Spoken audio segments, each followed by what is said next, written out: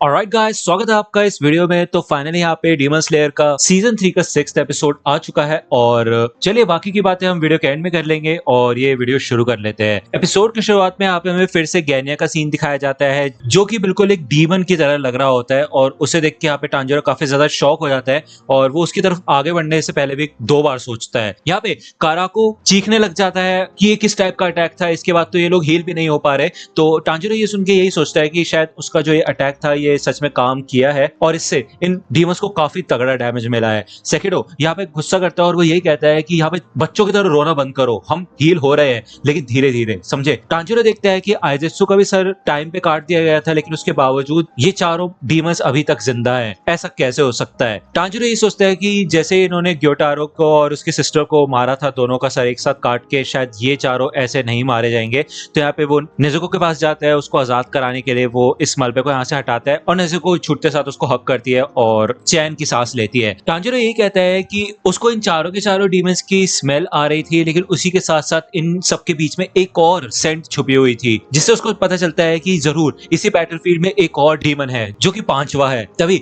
गैन्या आता है और टांजिरो का गला पकड़ लेता है और वो उस पर काफी गुस्सा करता है। वो कहते हैं तुम अपने आप को ज्यादा समझ रहे हो क्या, मैंने कहा था ना कि अपर रैंक्स को मैं मारूंगा, तो तुम ये क्या कर रहे हो। यहाँ पे अपर 6 को हराने के लिए भी तुम्हें मदद की जरूरत पड़ती है, इसी वजह से तुम अभी तक हाशिरा नहीं बने हो, समझे। टांजिरो यहाँ पे गैन्या से पूछता है कि तुम्हें हुआ क्या और तुम मेरा गला क्यों दबा रहे हो। तो यहाँ पे गैन्या उसका गला और भी ज्यादा जोर से दबाने लग जाता है और वो ये कहता है कि मैं जरूर आगे चल के हाशिरा बनूंगा, समझे।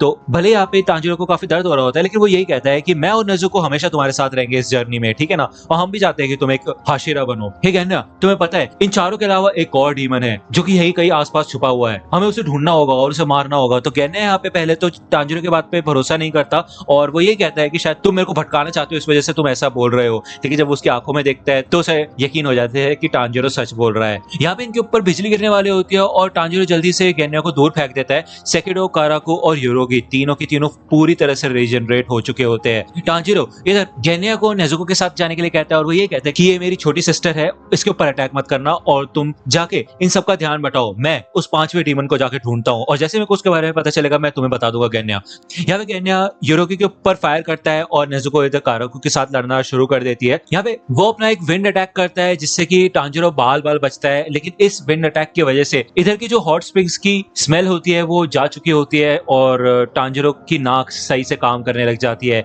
वो यहाँ पे कॉन्सेंट्रेट करने की कोशिश करता है और उस सेंट का पता लगाने की कोशिश करता है जो कि होती है 5th डीमन की। उसे समझ आ जाता है कि वो डीमन जरूर यहीं कहीं जंगलों में छुपा हुआ है और उसकी भाई फटी पड़ी होती है, ये तो वही होता है हंटिंगू डरपोक, तुम्हें याद ही होगा यार, वो यहाँ पे छुप के बैठा होता है। वो यही कहता है कि मेरे को टेंशन लेने की जरूरत नहीं है, मेरे चारों इमोशन मैनिफेस्टेशन उन डीमन स्लेयर्स की ऐसी तैसी कर देंगे, बस मेरे को यहीं पे रहना छुप के। टांजिरो इधर गैन्या को कहता है कि हे वो 5वां डीमन जंगलों के अंदर है, तुम्हें वहां पे जाके उसको ढूंढना होगा। सेकिडो यहाँ पे ये सब देखता है और योरोगी को कहता है कि हे जाओ उसे पकड़ो। यहाँ पे टांजिरो योरोगी से लड़ना शुरू करता है और गैन्या से वो यही कहते हैं कि तुम्हें नॉर्थ ईस्ट में जाना है, वहीं पे आगे बढ़ते रहो, वो डीमन वहीं पे छुपा हुआ है। तभी यहाँ पे सेकिडो अपनी लाइटनिंग से इन दोनों को रोकने की कोशिश करता है और गैन्या इधर फिर भी फॉरेस्ट की ओर भागना शुरू कर देता है। टांजिरो इधर नेजुको को कहता है कि हे नेजुको, तुम्हें सेकिडो को रोकना होगा और गैन्या की मदद करनी होगी, तो उसे बिजली गिराने से रोको। योरोगी जब ऊपर उड़ता है तो काराको उसके पीछे से आ जाता है और एक काफी तगड़ा विंड का अटैक करता है जिससे कि भाई यहाँ पे टांजिरो तो उड़ के जाने लग जाता है। वो जल्दी से एक टूटे हुए पेड़ के तने को पकड़ लेता है और अपनी तलवार को जमीन में गाड़ देता है जिससे कि वो उड़ ना जाए। यहाँ पे सेकिडो अपना लाइटनिंग अटैक करने वाला होता है लेकिन तभी नेजुको यहाँ पे आती है उसके ऊपर अटैक करने के लिए, लेकिन भाई यहाँ पे आइजेत्सु अपने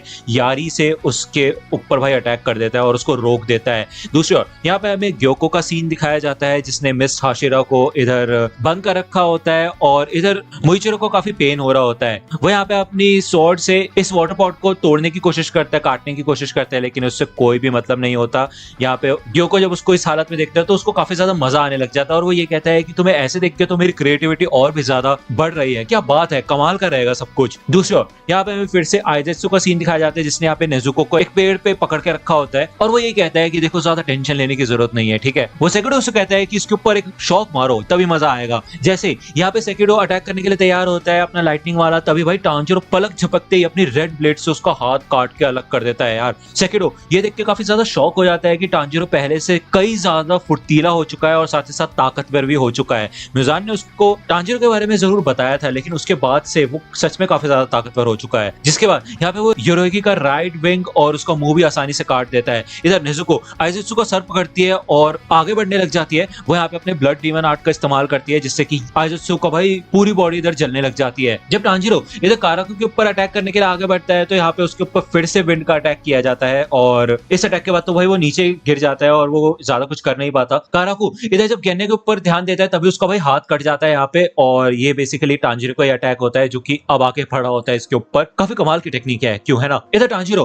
गेन्या को कहता है कि तुम्हें साउथ में सीधा सीधा चलना है, वहीं पे वो तुम्हें मिलेगा। यहाँ पे गेन्या फॉरेस्ट के अंदर भाग रहा होता है और उसको नहीं मिल रहा होता है वो डीमन। वो यही सोचता है कि वो है कहाँ, अपने ब्लड डीमन आर्ट का इस्तेमाल करके कहाँ पे छुपा हुआ है वो। काराकू इधर टांजिरो को किक मारना शुरू करता है उसके पेट पे, लेकिन फिर भी यहाँ पे टांजिरो गेन्या को गाइड करता रहता है और वो कहते हैं राइट में देखो, राइट में नीचे जमीन पे। जब इधर गेन्या जमीन पे देखता है तो उसे यहाँ पे 5वां डीमन छुपा हुआ दिखता है झाड़ियों के पीछे। भाई इतना छोटा हो चुका होता है वो, एक चूहे जैसा। गेन्या इसको देख के यहाँ पे इतना ज्यादा शॉक हो जाता है, वो कहता है ये इतना गिट्ठा सा डीमन उन 4 खतरनाक डीमंस को कंट्रोल कर रहा है क्या। यहाँ पे गेन्या को गुस्सा आने लग जाता है क्योंकि इतने समय से ये लोग लड़ रहे हैं और इन सब के पीछे ये छोटा सा जीव है, बस इसकी वजह से ये सब कुछ हो रहा है। यहाँ पे वो अपनी ब्लेड से हांटेंगो के गले पे अटैक करने के लिए जब आगे बढ़ता है तो उसकी जो ब्लेड होती है वो 2 हिस्सों में टूट जाती है, जिसे देख के यहाँ पे गेन्या काफी ज्यादा शॉक हो जाता है। वो छूटते साथ ही इधर हांटेंगो के ऊपर शॉटगन से अटैक करता है, लेकिन शॉटगन से भी भाई उसके ऊपर कोई फर्क नहीं पड़ा होता। इस डीमन के ऊपर मतलब खरोच तक भी नहीं आई होती इन सब के बावजूद। गेन्या यही सोचता है कि भाई इसकी गर्दन तो एक उंगली के बराबर भी नहीं है, तब भी इसको वो हरा क्यों नहीं पा रहा। लेकिन तभी उसको एहसास होता है कि पीछे से इधर सेकिडो आ जाता है और वो उसके बिल्कुल गर्दन के ऊपर एम करके अटैक करने वाला होता है अपने खाखारा से। इधर एक स्प्लिट सेकंड में गेन्या को रियलाइज होता है कि वो इस अटैक को डॉज नहीं कर सकता और अगर बाय चांस उसके गले पे ये अटैक होता है तो वो अपनी गर्दन को भी रीजनरेट नहीं कर सकता है, तो इसलिए यहाँ पे उसका खेल खत्म हो सकता है। यहाँ पे अपने अंतिम समय में गेन्या अपने बड़े भाई सानेमी के बारे में सोचता है। वो ये कहता है कि वो एक हाशेरा इसलिए बनना चाहता था जिससे कि उसका भाई उसकी कदर करे और पास्ट के इंसिडेंट के लिए वो हमेशा से माफी मांगना चाहता था। तो यहाँ पे हमें गेन्या के पास का सीन दिखाया जाता है। हमें बताया जाता है कि जो गेन्या की मॉम थी वो हाइट में कुछ ज्यादा बड़ी नहीं थी, छोटी सी थी, लेकिन फिर भी वो दिन रात काम किया करती थी। उनके हस्बैंड यानी कि गेन्या के पिता काफी ज्यादा बड़े आदमी थे और काफी ज्यादा बड़ा होने के वजह से वो काफी बुरी तरह से ट्रीट किया करते थे इन सबको। गेन्या के पिता को कोई भी पसंद नहीं करता था, इसी वजह से किसी ने उनको चाकू मार के उनकी हत्या कर दी थी। गेन्या के पिता अक्सर इन बच्चों को भी मारा करते थे, उसके भाई बहनों को मारा करते थे, लेकिन उनकी मॉम हमेशा उन लोगों को बचाया करती थी उनके टॉर्चर से। भले गेन्या की मॉम का साइज काफी छोटा था, वो इतनी ज्यादा ताकतवर नहीं थी, इतनी बड़ी नहीं थी, लेकिन फिर भी वो अपने बच्चों के ऊपर आंच नहीं आने देती थी। एक रात जब गेन्या और उसके भाई बहन इधर सो रहे होते हैं तो गेन्या इधर जाग रहा होता है और वो यही सोचता है कि उसकी मॉम अभी तक घर पे नहीं आया है, काफी लेट हो चुका है। सानेमी यानी कि उसका बड़ा भाई भी सो नहीं पा रहा होता है और वो ये कहता है कि मैं ऐसा करता हूँ कि मैं मॉम को ढूंढने के लिए जाता हूँ, ठीक है, और तुम यहीं पे रहो और छोटे भाई बहनों का ख्याल रखो। उसे पता होता है कि गेन्या भी उसके साथ चलने के लिए कहेगा, तो सानेमी कहता है कि तुम्हें याद है ना हमारा वादा जो हमने एक दूसरे से किया था। जब यहाँ पे सानेमी चला जाता है तो हमें दिखाया जाता है कि सारे के सारे बच्चे ही जगे हुए होते हैं और इनमें से कोई भी सो नहीं पाता है। इन सबको काफी ज्यादा चिंता हो रही होती है क्योंकि इनकी मॉम इससे पहले कभी भी इतने ज्यादा लेट नहीं हुई होती है और तकरीबन सुबह ही होने वाली होती है। यहाँ पे गेन्या इनको सोने के लिए कहता है और वो ये कहता है कि चिंता मत करो, जब तक तुम सो के उठोगे तब तक बड़ा भाई और मॉम वापस आ चुके होंगे। तभी यहाँ पे बाहर वाले दरवाजे से कुछ आवाज आती है खटखटाने की। गेन्या के भाई बहन यहाँ पे जल्दी से भाग के जाते हैं और वो ये कहते हैं कि मॉम लगता है वापस आ चुकी है, लेकिन यहाँ पे गेन्या को थोड़ा अजीब सा फील होता है और वो कहता है कि नहीं हो सकता है कि वो कोई और हो, पीछे हटो। लेकिन इतने में भाई ये दरवाजा टूटता है और एक चीज यहाँ पे अंदर आती है और वो इन चारों भाई बहनों को पलक झपकते ही जान से मार देती है। और इधर यार गेन्या के फेस पे भी खरोच आ चुकी होती है। ये चीज यहाँ पे सीलिंग पे होती है और उसने सीलिंग लैंप तोड़ दिया होता है। यहाँ पे काफी अंधेरा होता है और गेन्या को समझ नहीं आता कि ये चीज है क्या, कोई भेड़िया है या फिर कोई कुत्ता है, ये है क्या भाई। जब वो चीज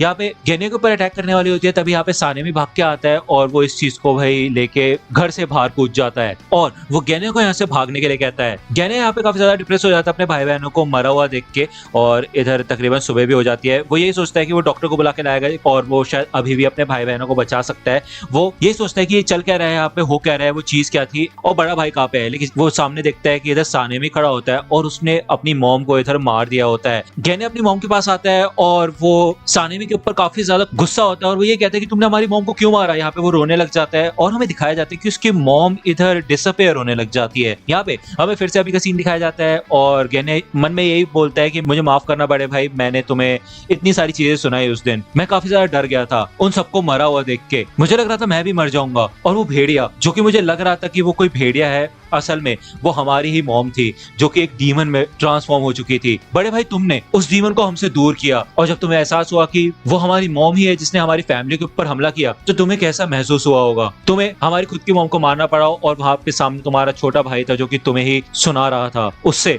तुम्हें कितना बुरा फील हुआ होगा। जबकि हमने ये वादा किया था कि हम अपनी फैमिली को मिलके प्रोटेक्ट करेंगे। यहाँ पे कहने ये सोचता है कि शायद वो अब यहाँ पे मर जाएगा और उसको अपने बड़े भाई से माफी मांगने का भी मौका नहीं मिलेगा। कहने ये कहता है कि मैं एकदम बेकार हूँ, मैं किसी भी ब्रीदिंग टेक्निक का इस्तेमाल नहीं कर सकता जिस वजह से मैं कभी भी एक हाशिरा नहीं बन सकता। कहने याद करता है कि कैसे उसके बड़े भाई ने उसे कहा था कि तुम डीमन स्लेयर नहीं बन सकते तो इसलिए इस कोर को छोड़ के चले जाओ, तुम्हारे यहाँ पे कोई काम नहीं है। ये सब सोच के यहाँ पे गेन्या रोने लग जाता है। तभी यहाँ पे भाई टांजिरो आता है और वो आते साथ ही इधर सेकिरो को हाथ काट देता है और वो यही कहता है कि हार मत मानो गेन्या, जाओ फिर से जाओ और हांडेंगू को काटने की कोशिश करो, इस बार तुम पक्का जीतोगे, मैं तुम्हारी रक्षा करूंगा, तुम्हें हाशिरा बनना है क्यों, है ना गेन्या शिनाजुकावा। तभी यहाँ पे पीछे से भाई आइजेत्सु आ जाता है और वो इधर अपने स्पेयर से वीपिंग स्पेयर्स नाम का अटैक करता है जो कि भाई काफी खतरनाक अटैक होता है। यहाँ पे टांजिरो को कहता है कि शिट मैं इससे बच नहीं पाया, अब क्या होगा।